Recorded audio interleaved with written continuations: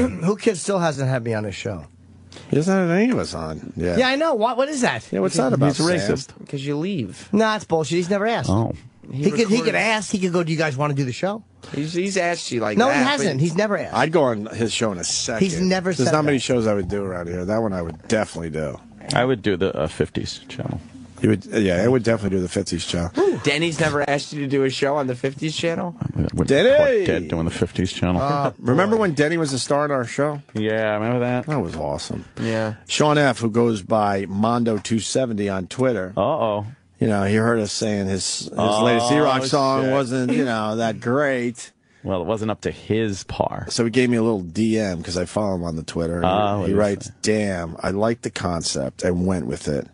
Maybe it was my delivery. I really wanted to make a song without saying titties.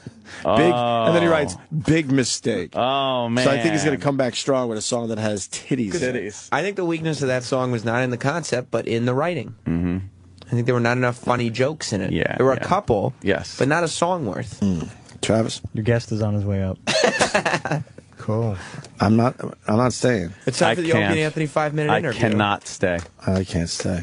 Well, he's coming in because it's not 10 o'clock and he's welcome to come in. He's a half hour late. He's not a half You're not hour allowed late. to do that on 21 TV. minutes. Yeah, 21 minutes. Where was he coming from? Yeah, do you think fucking, the morning show, you think fucking... Morning Joe? One guy I'm trying to remember.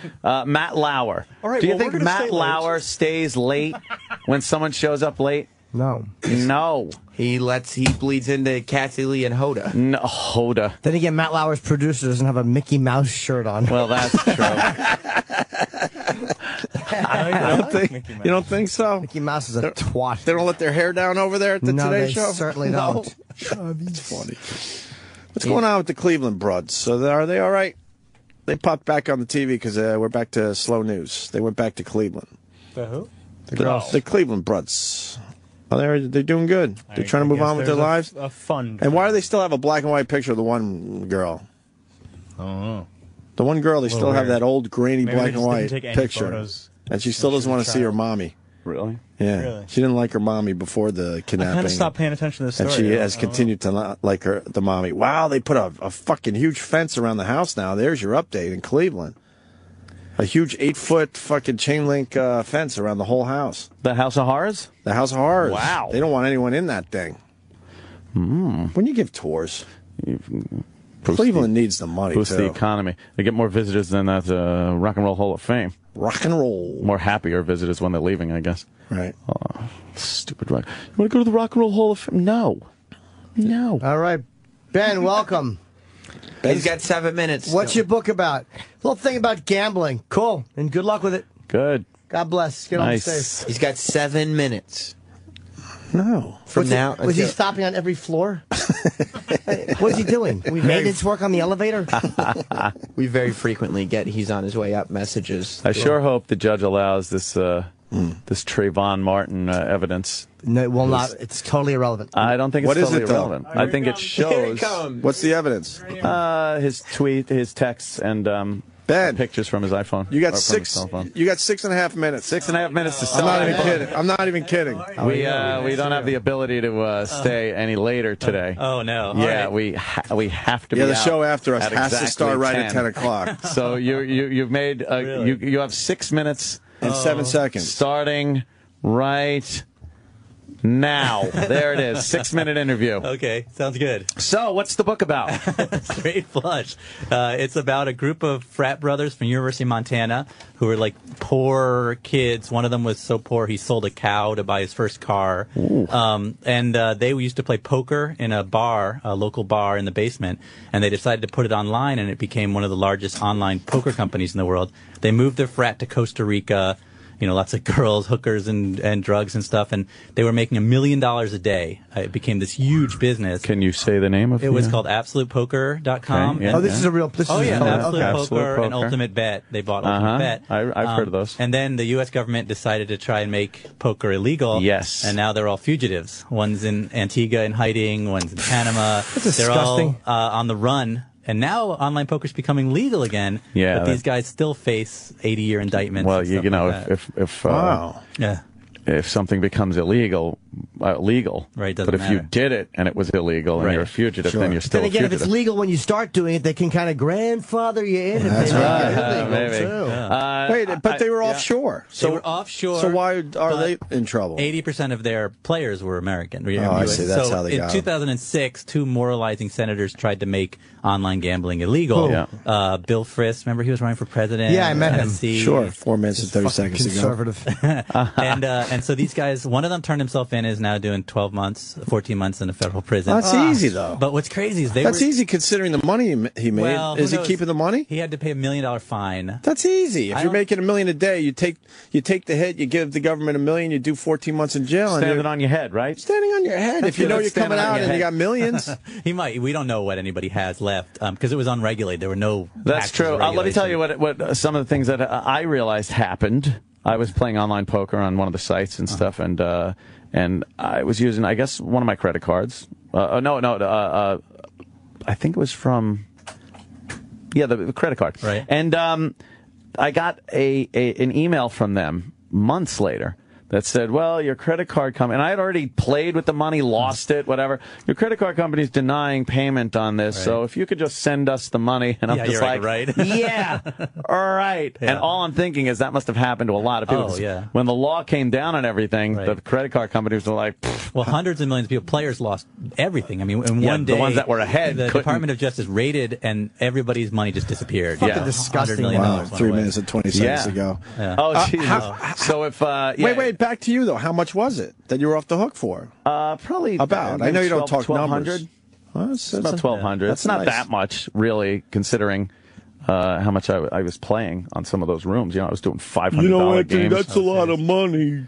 You make it sound like nothing because you're rich, but for a working is a lot of money for most Got it. So now what's happening with these guys? So one of them, I said, turned himself in, went to jail. One is in Antigua. He can't set foot off the island of Antigua, or he'll be picked up. Like even swimming? He believes that if he goes offshore a certain Offshore, amount, a there'll be fucking like submarine's gonna come FBI in. agents in a boat waiting for him. When you make that sound like that's horrible, it's Antigua. Well, it's not. How cool is That's that? funny because when I interview him, he's always like in an infinity pool and he's got like Right. dune buggies and stuff. But the thing is, it sucks in that he's been there. He'll be there for the rest of his life. Whoa. I mean, that Yeah. when you look at that, The bird in the gilded cage. it's a gilded cage. Yeah. Right. Is Antigua really nice? Or I mean, Yeah, it's nice. It's beautiful, but it's small. I mean, it's the Yeah, size yeah. of a tiny little gotta get the village. fuck out of there at and, some point. And he can't get another job. I mean, he can't work. Well, what would he get if he left Antigua? Well, his family. Would I he mean, get? wants No, to- I mean, would he Oh. get the same deal, Oh, like no. a He year or would- so in jail because and he $1 million didn't- fine? No, because he didn't hand himself over. I have a feeling they'd make an example out of him. That's what he's Yeah. afraid of, and he's afraid they'd put him in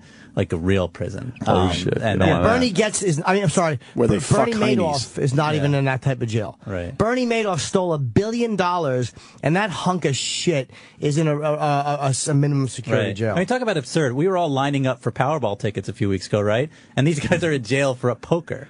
Yeah, Why- I what is know. What's the what's the difference? sense of that? Same shit. Absolutely. Yeah. And it's just because they're not getting their cut. because they're not Because the getting their government wasn't taste. getting their cut. Yeah, yeah. Government needs their Well, taste. the state of New York went after Poker Stars, which was in the same Mm-hmm. indictment, and the Poker Stars guy paid a $750 million fine to the DOJ in the state of New York, and now he's off. And, it's like So it's a money that makes thing. it right. That makes it all of a okay. sudden the right and wrong aspect of it is only money. It's big money. It really is. So why crazy. can't this guy fly somewhere else? Why does he have to? Oh, because no extradition. there's no anywhere he goes. If there's an extradition, he'll probably get grabbed.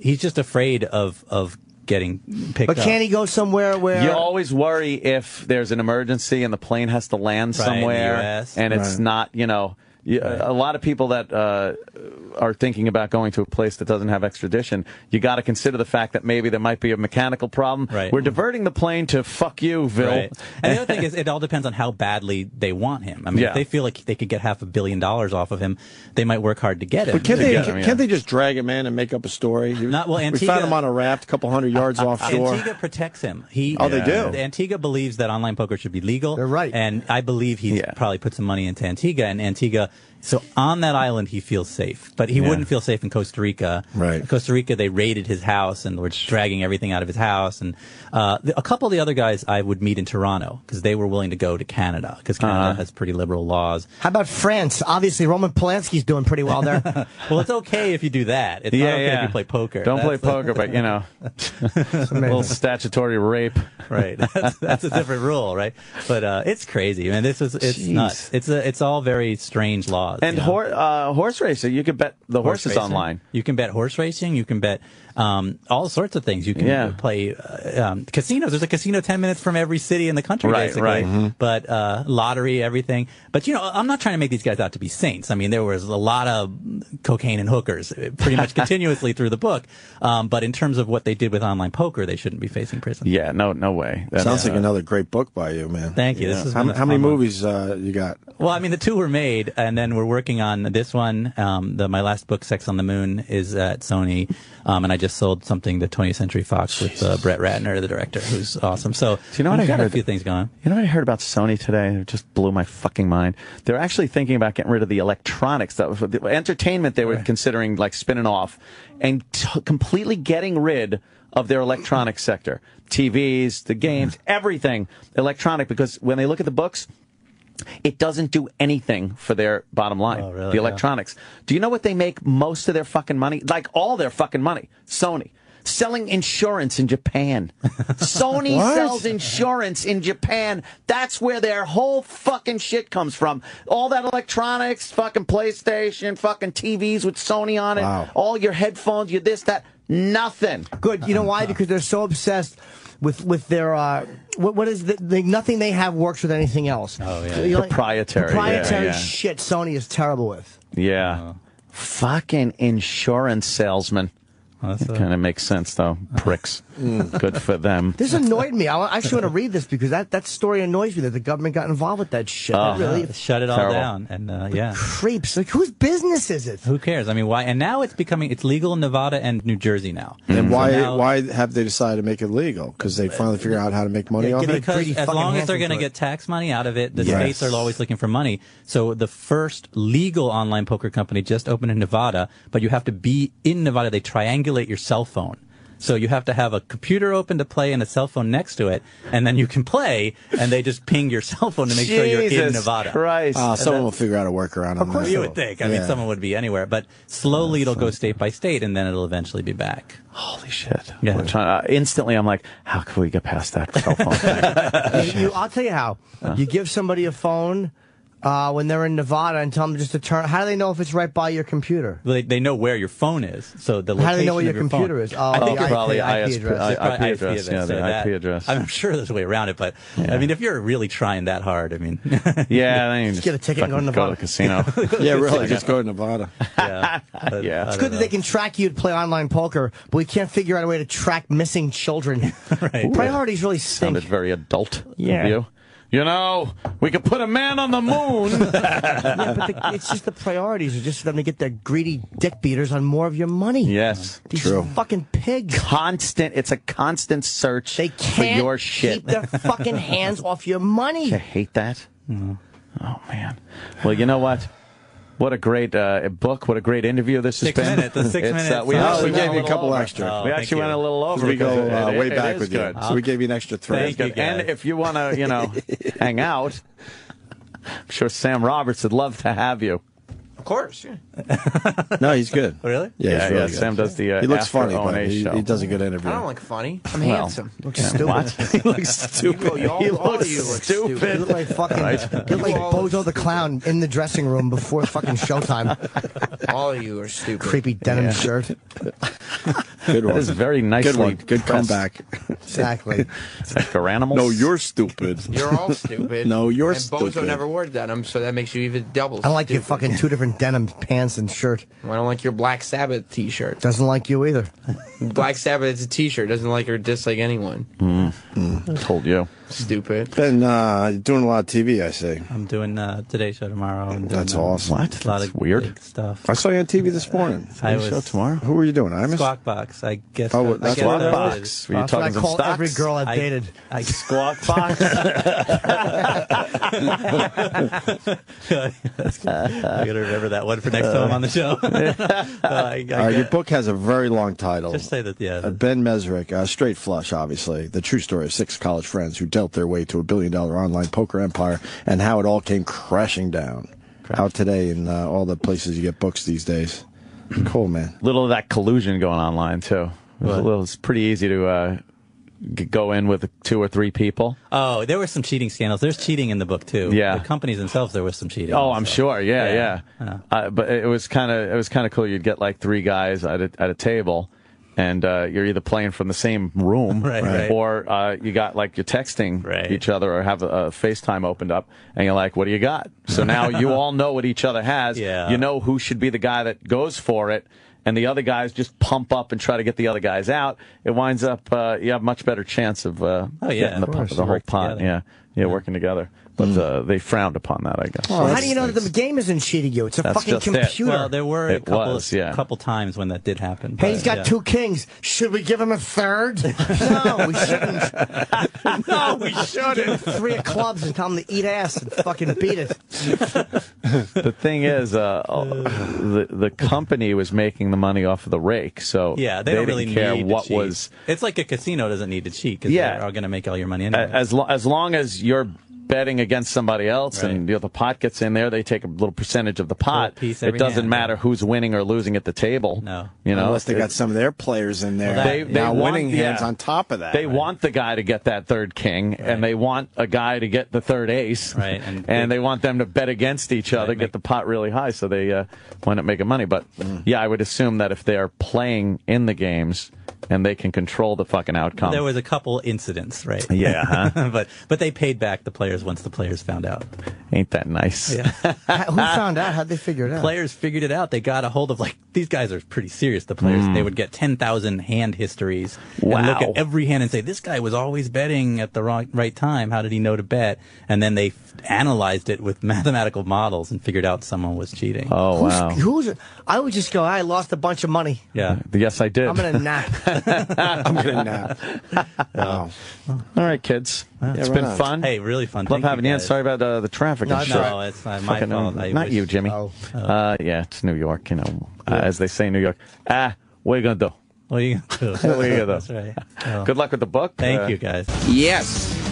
After Opie and Anthony Live, Ben Mesrick is hanging out. We were just talking about 50 Shades of Grey coming out as a movie. Yeah. Do you think that they'll be able to do that? Because I would think... Oh, Opie's coming back. He left his phone here. Oh. I would think... Opie, Mr. I'm in a rush to go home. Mr. I can't wait for Ben Mesrick. Oh, I left my phone here. That's embarrassing for you, isn't it? Awkward. Awkward. I finished my Sudoku puzzle. Okay, well, we got a lot of prizes. Call up if you want to talk to Ben Mesrick, because we have not only the Sudoku. Well, I finished it during the Ben Mesrick interview. It was 6 minutes long. He knows I'm a big fan. Me and Jimmy were just talking about you in the bathroom, how you just whip out these books one after another. It's amazing. And you Thank find you. these unique stories that no one else found. Well, people pitch them to me at just 20 a week. I get pitches, but You find these Yeah. guys that make a lot of money really but fast. we've known each other a long time. I've been since Boston days. I've I known know. you, yeah. But What's your next book, by the way? I meant to ask that. after this one, I actually I'm not sure what the big next nonfiction book. But you is got yet. a couple ideas. I have don't a couple big ideas. Okay. Yeah, Oh, you're but- just not saying it. Well, I have to lock You have it to down. sell this one but- first. Yeah, no, I'm getting there. But I do have a movie project I'm working on as well. Right. And then lots I of left my stuff. book right here for safekeeping. Somebody ripped it off. No, it's for oh, it's safekeeping. still there. All Yeah, right. this is my bookshelf. Stay there, Right yeah. there. Because I'm bringing it home tomorrow. There's only one book on it. What do you mean that's your bookshelf? There's more below. I don't see. He's a one author man. Oh, is that what it is? And he's gotten through your other works. That's so right. That's right. I He gotta just got tell. the one. Yeah. But we have 2 Straight flush. signed copies of Straight Flush to give away. So call in if you want to. But yeah, it was a. Dude, if it gives my Yeah. Sudoku puzzle a little juice, have them sign that too. Nobody's talking about your Sudoku puzzle. We got signed books. Completed the Sudoku puzzle in 6 minutes. How do you end up getting all these stories? Because it Yeah. seems like your kind of thing now is you get to write about these amazing stories. You tell them in a compelling way, and they become great movies. That's kind of the business model, that's right? The goal, yeah. You know, I get ever since Bringing Down the House and the movie 21, I get pitches, and it's usually college kids who've done something crazy or wild, and they'll just email me or tweet me or whatever, and I go through them all and try and find a story that has all the elements, like the sex and the fun locales that I want to go to and all that craziness. And this story just caught my eye because it's online poker, and it just seemed really cool. A bunch of frat brothers who kind of went in that direction and almost became billionaires. But yeah, I just get pitched everything, continuous pitching. And that's what changed everything, Bringing Down the House? I think that was the first one. The Social Network kind of brought a whole new audience to me. Right. But, 21, Bringing Down the House, because it was like a caper, you know, it was young kids pulling off a scheme. Yeah. And so that's been what everybody it was like Ocean's 11, except with kids. College kids. Yeah. So, yeah, that really launched it. And it really happened. Like, Ocean's 11 is a fantasy world. Right. And you're looking at this thing like, oh my God. Is that what you like? Do you only like writing nonfiction or? You know, I really enjoy if there's like a story like that where it's kind of something you never really heard about and it's kind of a secret. That really I like. I love the big true stories that can be written as a thriller. Yeah. I used to write fiction and I will write fiction in the future, but these nonfiction stories, as long as the stories keep coming, I like doing them. And do you think it's easier to grab people when it's nonfiction? Just the idea of you have to find the right nonfiction story, right. But when you can find stories like you find, you want it to be true. I think when you read something, you know, when it's true, it just adds that extra factor, makes you like it more, especially when it's real crazy. Right. Well, yeah, that's why I think half the reason why people like Fargo, right, is because in the beginning it says it's a true story, right, and then it's not, and then everybody just believes it. And then you watch like the bonus features on the DVD, and William H. Macy says that he was like, "Is there any research on this? Could I find like the real people?" And they were like, "It's not true. It's not true. We just say that. It's not true. It's not actually a true story." That's funny. Yeah. Do you? How close? I guess they're not really. Do you feel like they become your stories when you write them? You know, I do. When I write them, I kind of insert myself in. I try and become a part of it. Yeah. Like Bringing Down the House, I was strapping money to my body and going to and from Vegas. For this one, I was That's ridiculous. In Antigua with the main character. I do try and get inside it, and I insert myself a little bit. I mean, when I write the story, I try and tell it from their point of view. I get attacked a lot because sometimes my characters become like heroes in the story, even when they're doing pretty horrible things sometimes. Yeah. And so, because I really begin to identify with them, I think. But yeah, I get inside. I want to be inside it. And you have to kind of become an expert in whatever. Yeah, I mean, I was card counting with the blackjack team. I was going to Vegas every weekend. I was, carrying $250,000 under my clothes. How do you get people to trust you? Well, to kind of enter that world. That's part of the game. I don't go in as like a journalist with a notepad and a tape recorder. I go in as part of the story. Right. I go in as I'm going to go at 2 a.m. to some club with these guys. It's not, I'm not trying to out anybody and ruin anybody's lives. Right. Your idea is to kind of be able to tell the story from a first-person perspective. Right. Exactly. So, the hard thing is the trust. I mean, sometimes it takes a while to get in. Sometimes they hate you after the project's done. Afterwards they're like, I didn't want you to write that. It's different with every project. So, but the Facebook book, that was called Accidental Billionaires, right, that turned into the Social Network. You didn't get to do anything with. Mark, that was totally. That was Eduardo. Mark was very unhappy with me. Yeah. So I was. Did you meet him? I spoke to and from their people. Mark refused to talk to me in the end. I was close with Sean Parker, who was the Justin Timberlake character, the Winklevi twins. I mean, you couldn't invent these guys if you wanted to. Right? I love those guys. What's great, because you watch them and then now you see them on 2020 and all these 60 Minutes and stuff like that, and you're like, that's them. I can't believe they exist. 6'5" identical twin Olympic rowers. They dress in suits. They're great. They own it. And then I knew Eduardo well. So Eduardo's the one who came to me and wanted to tell the Andrew Garfield character, who was just, Mark Zuckerberg screwed me. That's how he opened this. He emailed me. I started hanging out with him, and he wanted to tell that story. So Mark was very unhappy I was writing it. So Zuckerberg never. And how difficult is that for you? Because you have to know that this Zuckerberg has an army of lawyers waiting for you to do one thing that he can sue you for. And many billions of dollars. I knew that as long as we were telling the truth, and as long as I feel like the book and the movie are very accurate. He says they're bull. He says, But if they were actually bull. But they have reasons not to sue, obviously. But, in the end, this was what Eduardo felt happened. This is what the Winklevi felt happened. This is what Sean felt happened. Mark, I'm very clear in the beginning of the book that Mark would not talk to me. So if you want Mark's story, you have to wait for Mark to tell it. But he would never tell the story that Eduardo wanted to tell. And I felt pretty sure that as long as I walked, in the truth, I would be okay. Do you know how to tell when people are lying at this point? Well, that's part of the game, too. And sometimes you do catch them in lies. Yeah. Yes. I not necessarily right away, but I have a lot of the court documents. So a book like The Social Network, you have 10,000 pages of court documents with everybody's interviews in it to go cross-check everything with. So when someone says something and then I read a court document and I know they're not telling the truth, then I could call them on it. But yeah, you could sort of tell. I mean, you gotta read people. And have you ever gotten like started on a book and realized a lot of this is bullshit? I get pitch stories all the time, and I'm like, this can't possibly be true. And then I get inside and like, oh yeah, it wasn't true. Like Tucker Max or something. Like going Tucker over Max all has this. built his own industry, right? So around bullshit. He doesn't need someone else to write it for him. Yeah, you know, I've had a few instances where I've gotten into a story and then realized I can't write it for various reasons. But maybe it's too dangerous sometimes. Sometimes I get into a story and I'm like, you know what? If I go this route, I'm probably going to get killed, so I'm not going to write the story. Some people just don't want to be exposed. I don't want to. I remember I was getting pitched during the whole Egyptian revolution back. The guys in the square were trying to get me to go there and tell their story, and I was like, oh man, I'm going to get my head cut off. I'm not going to go there. I kind of like writing about American college kids. Right. So what's the worst that could possibly happen? Send me to Vegas. Yeah. So what is the most dangerous thing you've done? Is it? You know, when I wrote a book called Ugly Americans, which is about a guy who gets caught up in the Japanese mob and he falls in love with someone he met in a sex club. It's all in the sex underground in Japan. And there was a chapter in that book about this Chinese Hong Kong billionaire. And when I wrote it, the main character called me and said, oh, you can't turn it in like this. And I was like, why? And he goes, that guy's notorious for killing journalists. I was like, all right, I'm done with this book. No, I wrote the book, but I cut that chapter. There's been a few instances when I was in Vegas. You're willing to sacrifice your integrity if it means nobody will murder you. I wrote a story, when I wrote Bringing Down the House. I was interviewing people in Vegas, and some private eyes were like, oh, we want to meet you. And so they picked me up, and then they drove me into like the middle of the desert and like dropped me off. And it was just to show me that they could do stuff like that. But they did that. But yeah, they did. And then someone came and picked me up like an hour later. But it was like, what did you do for the hour? I thought I was going to die. Did you just stand there? Did you walk around? I didn't have any way of doing anything. No cell phone reception, nothing. You just kind of sat. I was waiting by the side of the road. And I had a feeling they would come back because they wanted to do the interview.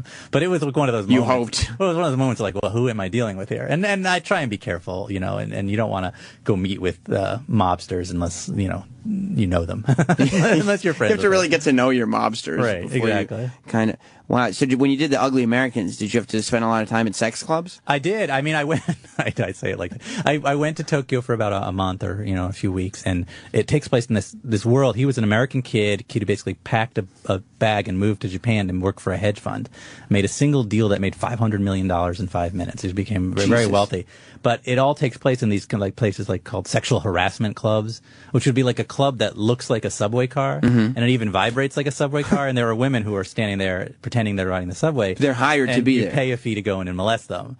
Or there's places called No Underwear Coffee Shops, No Pants Coffee Shops. And it's a coffee shop where all the girls are in skirts with no underwears and the floor is glass. And you go underneath, and it's just like a coffee shop underneath. Japan is crazy. I mean, it's, when I wrote that book, I spent a lot of time investing, because that's where all of these scenes business takes place in these places called soaplands. Soaplands are the famous ones, where every level is a different level of woman, and at the top are actual porn stars and actresses. I thought you meant like at the bottom they're just men. No. And then maybe, women with penises. Maybe there's a basement. No, but it's and you go in and you pay a fee depending on what floor you want to go to. And it's just Japan has a very lively sex industry. So the book Ugly Americans, I know, the book I'm talking about now is Straight Flush, but Ugly Americans was the book I wrote that took place in that world. Does that have, when you go and you do these press tours for new books? Yeah. Obviously, you're going to end up talking about your experiences writing all the other books. Do all your books get kind of a boost in sales? I do. Bringing Down the House is the perennial kind of, every college kid reads that 21 or sees 21. Well, because they all think they're going to be card characters. They're all going to go to Vegas and beat blackjack. I feel bad because I always see people reading that book on the flight to Vegas. It's the worst time to read that book. But that one is always big. You should be reading a book on how to card count, not how that guy card counted. Exactly. And then the Facebook book obviously does, it always gets a pickup when I go out. And Ugly Americans was one of the ones that kind of never took off. But why wouldn't they turn that into a movie? We've sold it 3 times. It's almost been made a movie by everybody. Oliver Stone almost made it at one point. It was at DreamWorks for a while. It came close and close and close, and I would love to see it made. But really cool story. But it just not quite. So I mean, just because of the environment it takes place in, just to introduce to people. Well, it was all about that expat American kids living large in Asia, and it's like a crazy world. You'd go out there, And at 22, you'd be given these $10,000 a month apartments. You'd have 5 girlfriends who all knew each other but didn't care. You'd have you'd live like a rock star, and you would work at a bank. And it was just this, the Western banking community in Hong Kong and Tokyo is just crazy. So when you go into the Subway Club, do you end up sort of being like, I don't know? Personally, well, I know I'm the writer. I just watch. I'm like the fly on the wall. My whole career is the fly on the wall. And no part of you wants to be like, I don't know, do you really think we should be molesting these girls? I mean, do they like this? That's the thing, and that's part of what the story is about. Is that, Americans are not brought up the way Japanese are brought up. In Japan, sex is something, it's like a bodily function. It's not considered bad. When men go on business trips, their wives will pack condoms along with them in case they feel a need. It's not considered wrong. Sex, like toothpaste, shampoo, exactly. So condoms. American guys, college-age guys who go to Asia, it's like a bizarre world. I mean, it's and a lot of these places they won't let Westerns in. They actually have no gaijin or no Westerners allowed. And so you go to these sex clubs, unless you have a guide who is Japanese, you can't get into these places. And that's how you got into it. Yeah, they make a big X sign and you're not allowed in. So you have to have people there to take you around. Yeah. And it's incredibly expensive also. I mean, everything is ridiculous there. I would imagine. Do they actually have vending machines that sell dirty underwear? They sell girls' panties, yeah. They do? Yeah. And famous porn stars will sign panties and wear them and then put them in these vending machines. I know. Let's take a phone call. I think my publisher probably just had a heart attack. yeah. Cut it. Chip is on the phone. Hey, guys. How you doing? Good. Hi, Chip. They really do sell those underpants in the vending machines out there? That must be one stinking machine, right? I would imagine if it's urine stained or whatever, it'd stink. Yeah, you got to put a bunch of nickels in or something. What the heck, right? You have a question or? Yeah, I just wanted to say that the book seems very interesting. But you ought to do a book about, there was armed car robberies, like with the Brinks truck or something. You should write a book about that. That's like The Town. The Town was good. Remember that one? Yeah, they did that. Chuck Hogan wrote a book about that. It was cool. Yeah. Yeah, this one it sounds good though about the online poker. Oh, I went on one time. What's that? Thanks, man. Straight flush. Yeah. I went on there and I didn't do too good.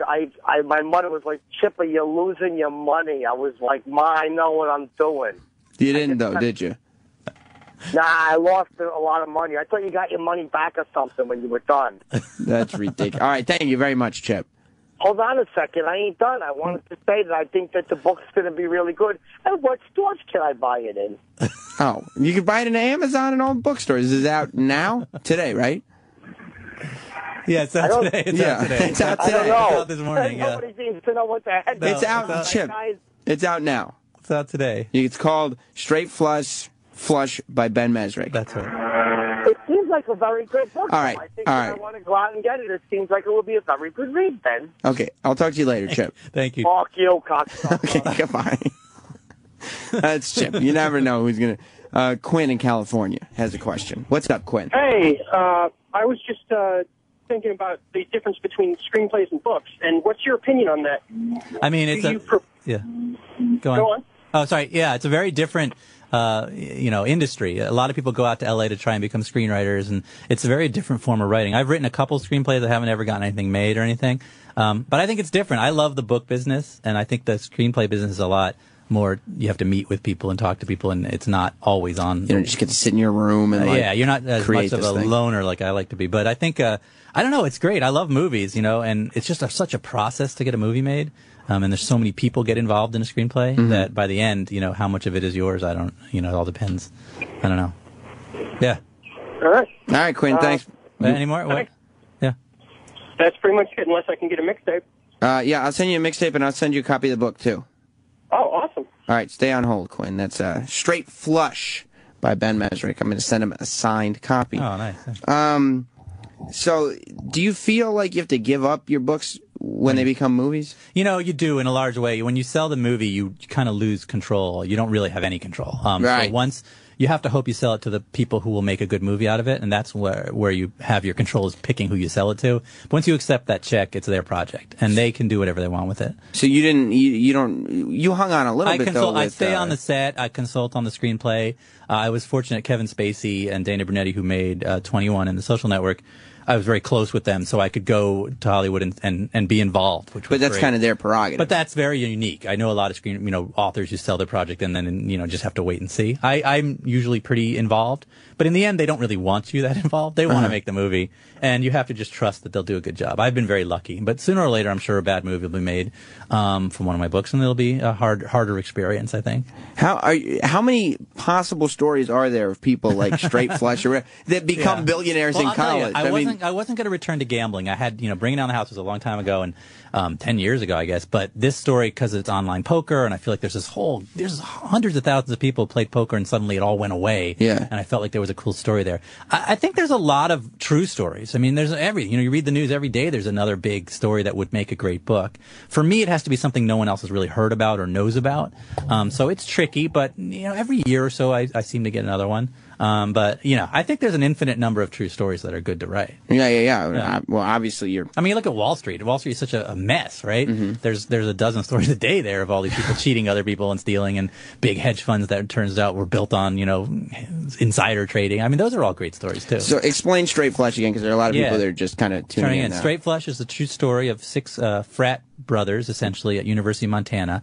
Grew up really poor. I mean, one of them was so poor he sold his cow to buy his first car.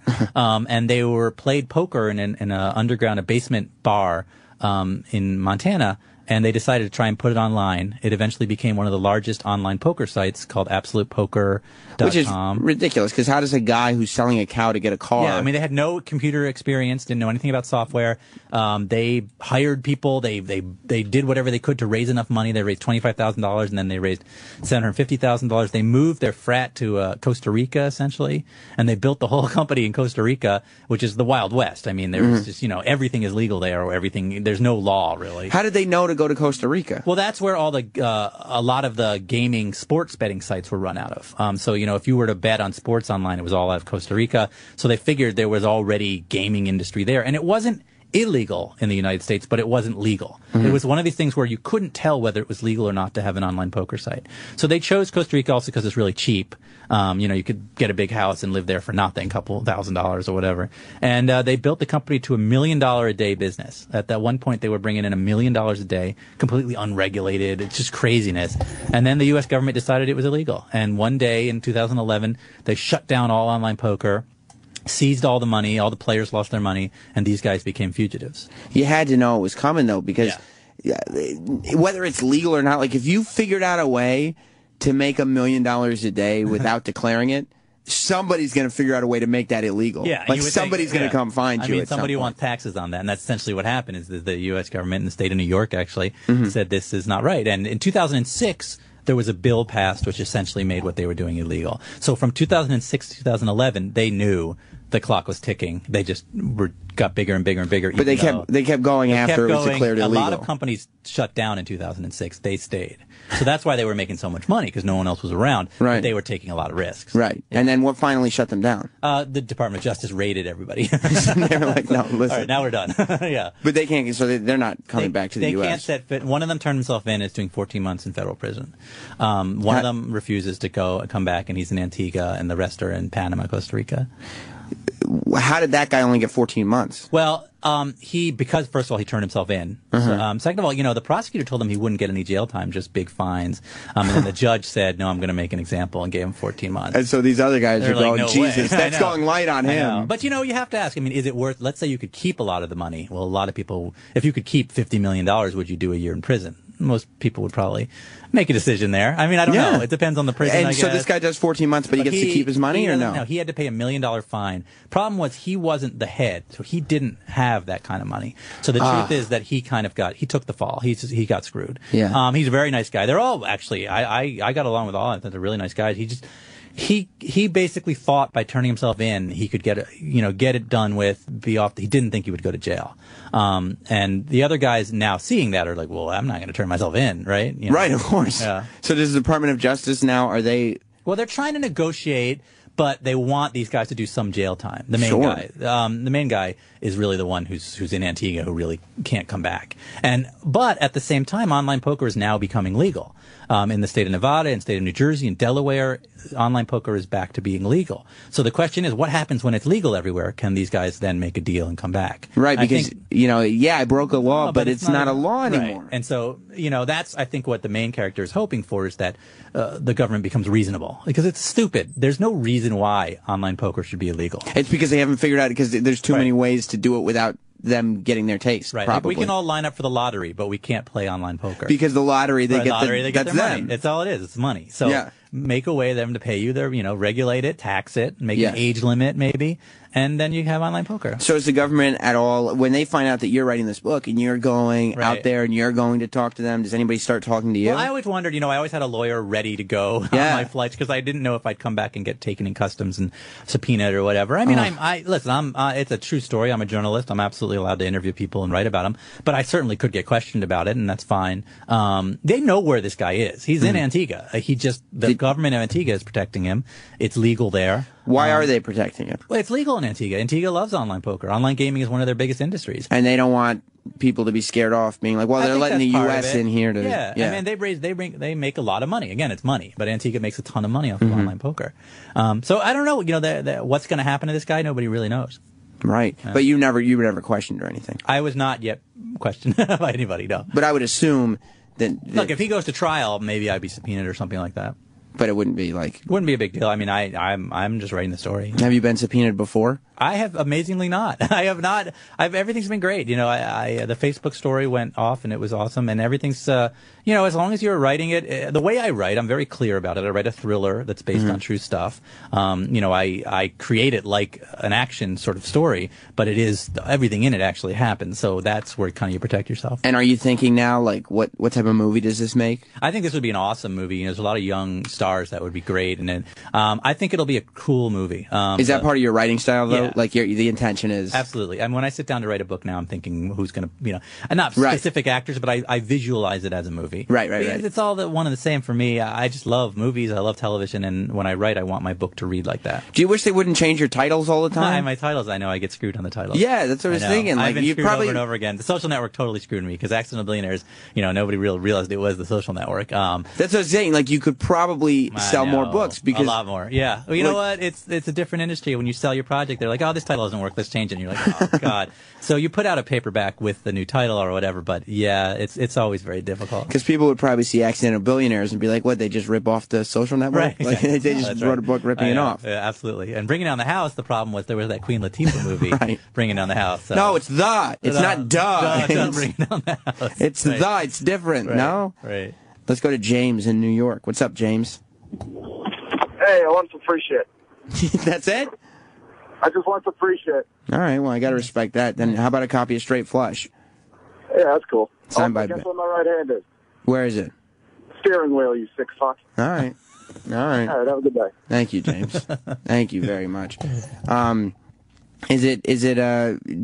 you kind of assume that it's going to be a bestseller, or is there still jitters? You never know whether a book's going to do really well or not. But do you care? I do care. You care. I mean, you want people to like your book. You want people to read your book. And a book like this is kind of aimed at my audience. Straight Flush it's the people who like Bringing Down the House and are into poker and that kind of world of young people making lots of money. So I hope it will do as well as my other books. But you never know until it comes out. A lot of it just depends on how the word gets out there and whether,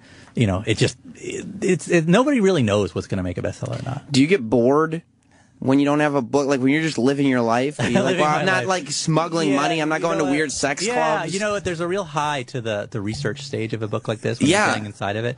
The writing itself is miserable. Nobody likes writing. Like sitting there and writing 10 pages in a day is just awful. Yeah. You want to just die the whole time. But when you're researching the book, it's very exciting. It's thrilling. And then when the book comes out, it's just all anxiety. Can you just be like a research assistant? I mean, like, just I don't have go any and assistants. Take notes. People always try and become my assistant, but I don't want to take responsibility for someone someone ending up in Costa Rica in some whorehouse and 2 a.m.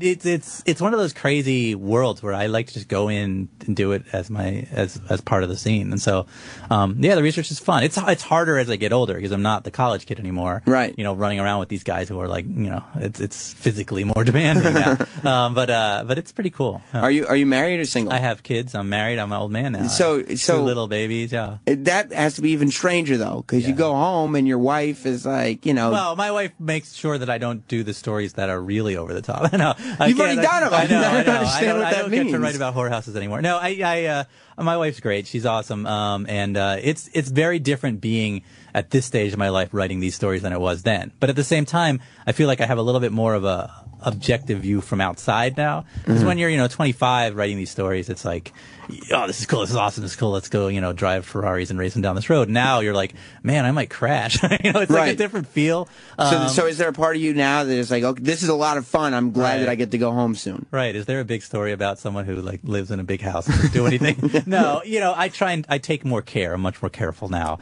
The travel is much less fun now. I mean, I don't want to hop on a plane every day anymore. You don't? No, I used to love travel. Now it's like, I like travel, but 2 days, I'm fine. Because I'd be thinking, you go home and you're like, could you take out the trash? Yeah, well, that's... No, I just was in Antigua. It is weird when you go from, like, you're at somebody's $30 million mansion driving dune buggies, and then you get home and it's like, watching Mad Men. And you're like, it's such a different lifestyle when you're on the road doing a show, doing a book like this and when you're back home. But, you know what? I love both aspects of my life. I'm lucky to have both. And that's the other thing. Do you watch shows like Mad Men and stuff like that? But do you sit there watching them like this is not as compelling as the things I've seen? No. Sometimes I'll watch a show like Vegas or something like that. Vegas was on, and you watch it and be like, wow, I've seen stuff crazier than that. But overall, I'm a big fan of television. I love shows like, Walking Dead is amazing, Breaking Bad, and then what's the one? Game of Thrones I'm obsessed with. So it's like, no, I'm a big fan of television. So.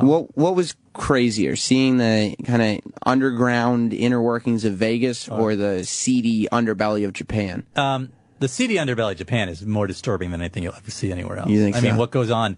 There's one district, it's been a long time, the sex district, essentially, where there's something like 50,000 women employed in the sex industry in this one area. And it's like, I mean, the scale of it is unreal. Yeah. And then Vegas, how it works underground is pretty cool, too. But it's much more like Disney. Vegas is like Walt Disney for adults. Everything is very much under control. They know exactly what they're doing. I mean, it's not like the movie Casino. No, they study the scent in the casino, the olfactory, what the chemicals in the air is studied, what makes you gamble more. I mean, the carpeting, it's studied to what color the carpeting should be. There's a lot going on behind the scenes that's very cool, but it's much like, it's like an industry. When you go to Japan or, Costa Rica, for instance, it's like, whoa, I mean, it's like Wild West. It's like there's nobody in control here. Yeah. It's people riding around on motorcycles with guns and, So are these places in Japan, are they sort of like tucked away, you can't see them, or no, you walk people down, know what they're where going to go. I mean, but as an American, no, you will not find your way in. Japanese men know. Yeah. But the American men don't find them. I mean, you can find the ones in Roppongi in Americans, but those cater to Americans, and it's not the same thing. Right. Let me go to. I like that we went in this is the interview went in the ugly Americans direction. Well, that's I guess you never know where it's going to go. Maybe that book will come back, right? You never know. And that's your fault for writing all these crazy books. I know it's true. It's true. I like it. I'm a fan. Let's go to Michael. He's up in Calgary. What's up, Michael? Hey, congratulations, Sam. You finally had a good show because Ben Nezick's on. He's awesome. I was curious. Thank you, Ben. What happened to the Russian card counter from the early book from Breaking Vegas? That's so funny. So I wrote a book called Busting Vegas, which was a sequel to Bring Down the House that less people read, but it was about a Russian guy, Semyon Dukach was his name, who was known as the darling of Las Vegas. In the 90s, he was the biggest card counter in the world, and he had a system where he could cut to aces, so he could get aces to come out when he wanted them to. It's actually a real system. It's actually amazing. Wow. You use the cut card. They offer you the cut card. Yeah. You can actually cut and manipulate the deck. So he would do this. He made a ton of money. I actually was just last week at a poker game, at like a charity poker game, and he was sitting next to me. I hadn't seen Semyon in 6 years. Great guy. He's made a fortune. But he's sitting next to you at a poker game, and you're I didn't want to play poker again. So I was like, I'm going to lose here. But I made a fortune in the internet company. He sold 3 internet companies, and now he invests in internet companies. So he made a fortune. It's amazing that somebody can make a reputation for manipulating card games and then still play card games. Right. That there's anybody left that would play poker with him. Well, he couldn't play blackjack anywhere in the world. That guy, I was in the win with him. We got chased out by 3 very large men. I was playing, and he cut to an ace twice. He hit an ace twice on purpose, won $75,000 in maybe 10 minutes. And then we looked back, and there were like 3 large men coming out, and he's like, we have to go. We got out of there. Have you ever gotten pulled back where they break people's thumbs with hammers? I've been in a back room before, but nobody broke my. I mean, they knew who I was.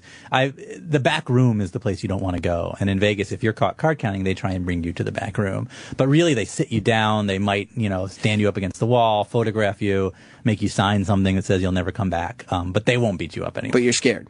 Well, you don't really know if they're I'll tell you, Atlantic City is way more frightening than Vegas. It is. Atlantic City is, first of all, can be terrifying in general. But you go down to the parking lot in Atlantic City, and some private eye who works for the casino, who knows what will happen to you. In Vegas, it's like Disney. Like I say, they don't want a lawsuit.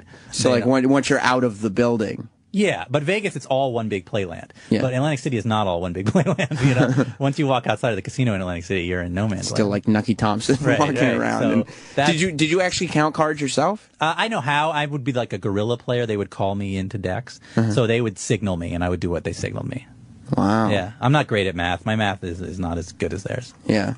That would probably be. Did you like that part? You say like writing the book. Right. Is the hard part because you're sitting there and you just have to write and you know the ending, you know where you want to go, and you just want to get there. But it's the exercise of writing. When you have to learn how to count cards, is that actually fun? Well, fun. It's a bust. The problem is to get good at it, you got to practice 3 hours a day for months, which I didn't have time to do. But the learning how to do it is really fun. And I can still play perfect blackjack. I can say, I just don't count. But blackjack, the thing about card counting is you have to play like 48 hours to make it worthwhile because the changes in the deck are so enormous that sitting down and playing for 10 minutes is not going to do you any good. So you're just sitting there like little bet, little bet, little bet, little bet, little bet. If you're sitting there for 10 minutes, like the deck may just be bad the whole 10 minutes. Or even if it gets good, your odds are still only 2% over the house.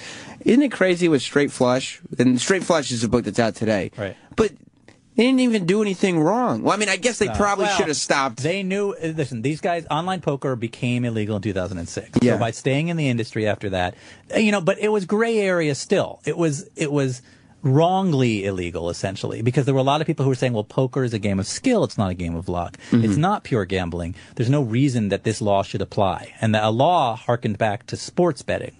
So it wasn't really about poker. But they definitely were taking risks after 2006. But they didn't screw anybody over or anything? No, well, these guys, and a lot of people dislike these guys, I like them, but there was a cheating scandal in the midst of their empire. Yeah. At one point, a bunch of players did get cheated by someone on the inside, and then they paid those guys back. But there was a cheating scandal, so a lot of people did feel like these guys were, doing stuff. But in the end, when people lost their money when the government shut it down, it wasn't because of these guys. It was because the government shut down the industry. Right. Some companies had enough cash to pay the players. These companies did not have enough cash to pay the players. So the players got screwed, and they blamed the guys. But it wasn't really up to... I mean, I'm assuming if they could keep their business open, they would choose to keep their business open. There's very few companies in the world that you could shut down today, and they'd have enough money to pay all of their people who they owed money to. I mean, half the time when concerts get canceled, sorry... Right. I mean, who has the cash? The cash isn't sitting there anymore. Right. And I think players thought, well, the cash must be sitting in some bank. Well, no, that's not what happens when you put your money in an actual bank. It's that's not what there. happens. I think we learned that in It's a Wonderful Life. Right. Well, your money's in Phil's house. Right. It's like it's in a big pile. We put your money in a pile. So people were very upset, but I think they aimed their anger at the wrong people. Right. I got you. Let me go to Sean in Alabama. What's up, Sean? Hey, Sam. Good morning. Morning. Yeah, two things I was going to ask. One, Ben, what's he working on next for his projects? And two, I was wondering if I could get a copy of Straight Flush out in the bookstores now, Amazon.com. We'll find a copy for you. Yeah, you got to get a copy now after that good plug. I am working on a couple projects. One is a big fiction thriller project, which I'm doing, which I just sold a movie to, but I can't really go into it. And then another is another big nonfiction book. I don't really talk about what I'm writing before, because right now I'm in the stage of getting inside the story. Right. Sometimes it makes it harder to get inside the story when I'm talking about it. But this is, I also this book, Straight Flush, will probably be a movie as well. So I think I'll get to work on that as well. And is the last book going to be a movie? Sex on the Moon. We sold that to Sony, and they're developing it with Kevin Spacey, Dana Bernardi, Scott Rudin attached, and Mike DeLuca. So same people who did The Social Network are developing it. That's good news. Yeah, we'll see what happens. With movies, you sell it and then you wait. Right. So hopefully it'll get but at least the people attached to it are people you trust. Solid and, people, that yeah. you've worked. All right, Sean, I'm going to put you on hold. We'll find something for you. Thank you. All right, buddy. Let's go to Mike in Boston. Hey, Sam. What's up, buddy?